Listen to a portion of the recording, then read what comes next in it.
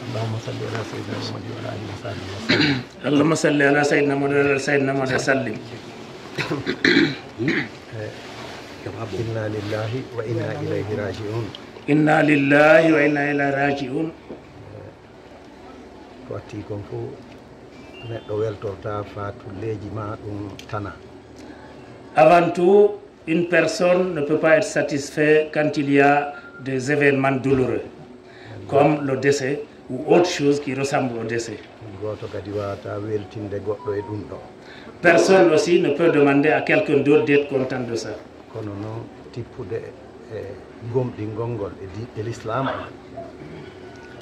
Mais en tenant compte de notre conviction et de notre bonne foi, notre foi en Dieu, on peut demander à tout le monde de pardonner et d'accepter. Nous avons entendu ce qu'ils viennent de dire.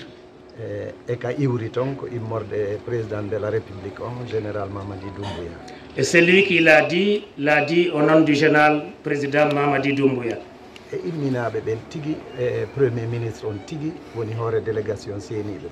Le premier ministre en tête de la délégation lui-même.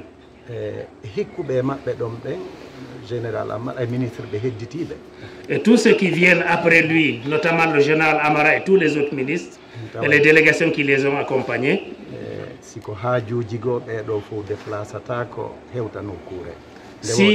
si c'est d'autres événements ou d'autres actions à faire, tout ce monde, tout cela ne peut pas se déplacer en même temps pour venir en un seul lieu et au même moment. Et ensuite, avec cette urgence. Mais quand on confie à quelqu'un une famille, c'est comme ça que l'intéressé doit faire.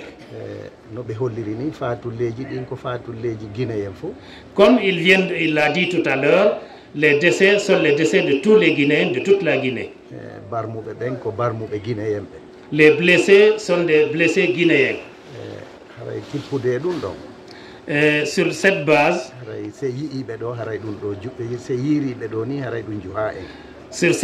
si nous les voyons ici, ça ne nous surprend pas.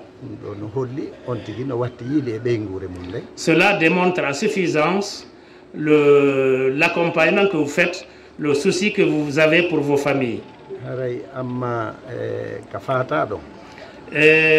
Par rapport au lieu de décès, on ne peut rien contre la volonté divine.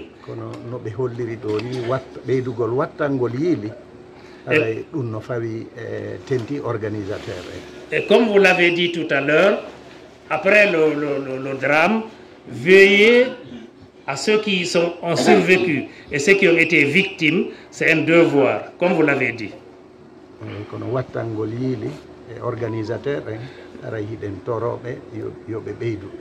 Oui, pensez aussi à mieux veiller sur les organisateurs. Nous vous demandons humblement de le faire.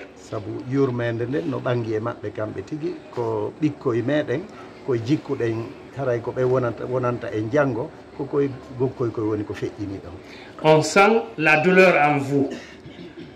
Et nous savons tous que les décédés sont nos petits-enfants, nos enfants, qui sont l'avenir de demain. Nous demandons Dieu de les accompagner et que sa clémence soit davantage sur eux.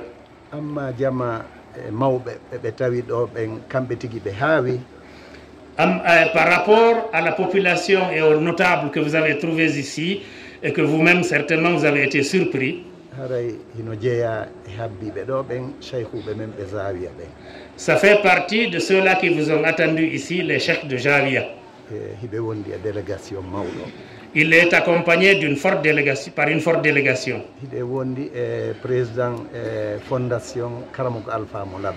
Nous sommes ici avec le président de la fondation Karamko Alpha Moulabé.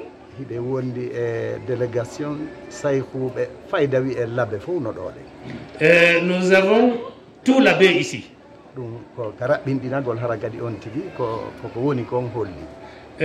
Ça c'est pour raccourcir les choses, et ce qui a été dit c'est effectivement ce qui est là. C'est la vérité qui a été dite. haray no woduno si en tumbodiri buy ko yewteten kono ɓay ko e dewe wonɗen haray ko du'a woni ko ɓe holli en e waɗuɗo haray e waɗay du'aji ɗi.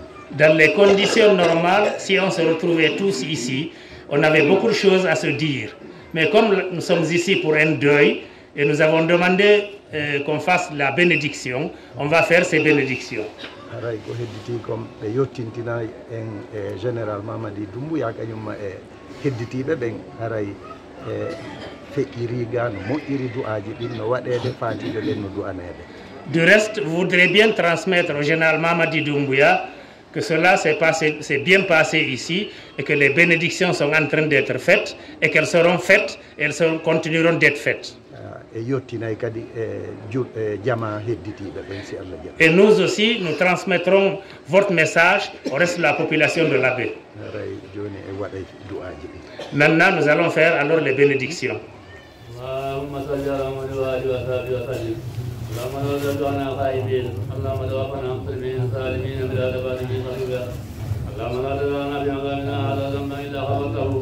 اللهم إلا فرجته ولا دين إلا بليته ولا مريضا إلا صفيته ولا غائبا إلا أمنته ولا مريضا إلا قومته ولا ديفا إلا قويته ولا مكروها إلا نصرته ولا آغا إلا بررته ولا مصابا إلا بلغته ولا حاجة من هوائج الدنيا ولا غير لك فيها للأمرنا فيها صلاة إلا قريتها ويسرتها بيدك وإسهالك يا رب العالمين.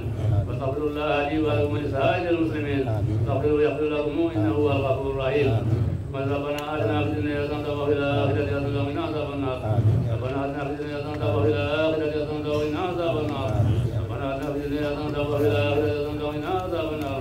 وادخلنا الجنه مع الابرار يا عزيز يا غفار يا رب العالمين. ثم اللهم صل على سيدنا محمد الفاتح لما اغلق والخاتم لما سبق ناصر الحق بالحق والهادي الى صراطك المستقيم وعلى اله إن الله وملائكته يصلون على النبي يا أيها الذين آمنوا صلوا عليه وسلموا تسليما